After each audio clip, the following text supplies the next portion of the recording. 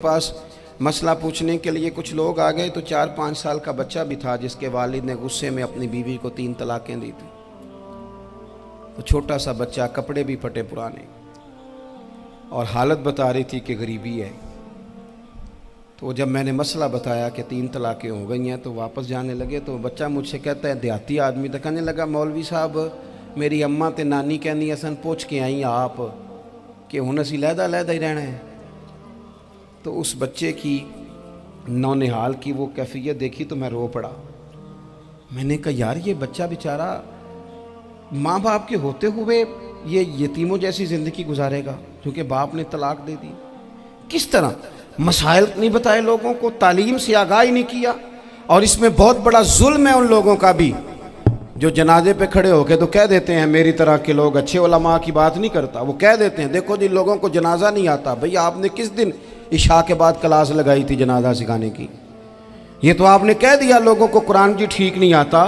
तो यहाँ तो बेचारी बीबियाँ जिनको सही पढ़ना नहीं आता वो मिशन बना लेती हैं कि मैंने इतने 100 को कुरान पाक पढ़ाना है, बेवा हो गई हूँ, तलाक याफ्ता हो गई हूँ, सारी ज़िंदगी कुरान पढ़ाऊँगी। हम क्यों ये मिशन नहीं बनाते, क्यों इस तरफ सफ़र नहीं करते? एक तो दीनी मालूमात में, दीनी उलूम में अपने आप को लगाएं और ज़ौक़ पैदा करें कि जो चीज़ें मुझे नहीं आती मैंने वो सीखनी है, जो मामलात मुझे नहीं आते मैंने उनकी तरफ सफ़र करना है। एक तो अपना ये मिजाज बनाएं। और जब आप दीनी उलूम सीखते हैं तो पता है कौन सा मंज़र कायम होता है? मंज़र वो बनता है कि हज़रत अबू हुरैरा भी दीन सीखा करते थे, हज़रत अब्दुल्ला इब्न उमर भी असहाबे सुफ़ा में रहा करते थे, हज़रत अनस बिन मालिक भी रहा करते थे।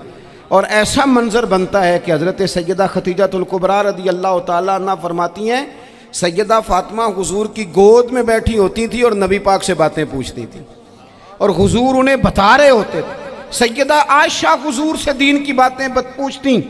चौथा हिस्सा हमारी फ़िक़्ह के उसूल हज़रत फ़ातिमा की, हज़रत आयशा सिद्दीक़ा की मरवियात पर मबनी है। अगर हमारी बच्चियां छोड़ दें डाइजेस्ट पढ़ना, छोड़ दें इधर उधर की मूवी देखना और वो किताब व सुन्नत पर आ जाएं, तो बहुत सारे मसाइल ऐसे हैं जो उलझने से पहले ही सुलझे हुए हों। दीनी तालीम का मिजाज और ज़ौक़। और दूसरी आयत करीमा मैंने तिलावत की, अल्लाह करीम ने कुरान मजीद में फरमाया, या अय्युहल्लज़ीना आमनू कू अनफुसकुम व अहलीकुम नारा, ऐ ईमान वालों खुद भी दोज़ख की आग से बचो और अपने घर वालों को भी बचाओ। ओ वालिद, वो माँ जो बच्चों को भूख से बचाने के लिए मेहनत करती है, उनको मायूसी से बहुत सारे माँ बाप ऐसे होते हैं जिनके पास कपड़े लेने के पैसे नहीं होते ईद पे। क्यों? अजान शुरू होगी जी, अजान सुने जी। अजीज़ भाई, जिस तरह हम अपने बच्चों को देखें, बहुत सारे माँ बाप के पास गुंजाइश नहीं होती, लेकिन इस नीयत से कि बच्चों के दिल टूट जाएंगे, ईद पे कैसे गुजारा करेंगे, मुश्किल से भी कपड़े ख़रीद के देते। इस तरह हम अपने बच्चों को भूख से, प्यास से, मायूसी से बचाते हैं। इस तरह हमारे रब ने हमारे ज़िम्मे लगाया है कि तुम अपने बच्चों को कोशिश करो दोज़ख की आग से बचाने की।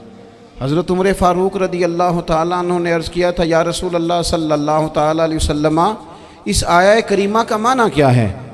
तो महबूब करीम अलैहिस्सलाम ने फरमाया, उमर, जिन चीज़ों का अल्लाह तुम्हें हुक्म देता है तुम अपने घर वालों को उन चीज़ों का हुक्म दो।